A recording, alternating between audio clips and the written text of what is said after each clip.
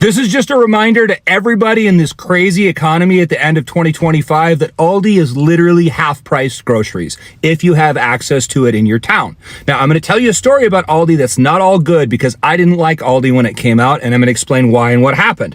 So, when Aldi first came out in the area that I live in, I was like, oh, it's like a German store or something. It looks like a European store. They had these things, pictures of cheese and stuff on the outside. I was like, what is this?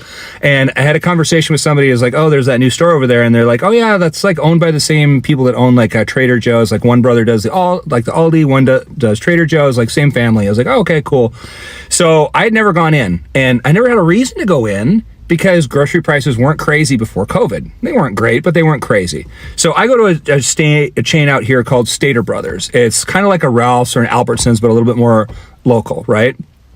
And so when Aldi was there, and then the grocery prices started to get really crazy after COVID, and then they kind of doubled and then almost like tripled now, especially if you go to like Ralph's, Albertsons, Vons, Kroger, like any of those, and you don't buy the store brand, like you're literally paying double what you do at Aldi or Walmart. Like it's crazy the amount of money that's different. So I go, okay, so let me go check out this Aldi place.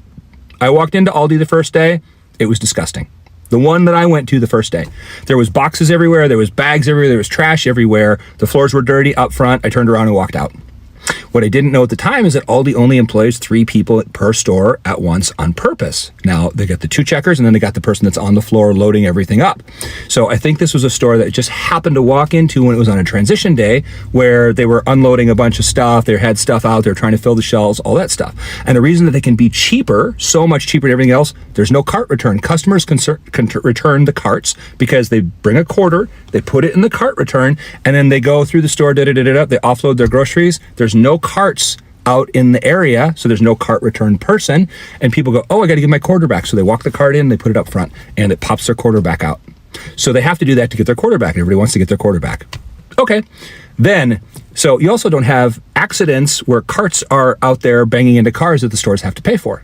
Then because they have limited employees and you bag your own groceries in Aldi, you can either do the paper bags, they're free, or you can do the heavy plastic bags that are like really good quality that you can reuse. You can use those too. Also, don't have to have another person for that. So there's 2 people that store us. Now, stores are only so big.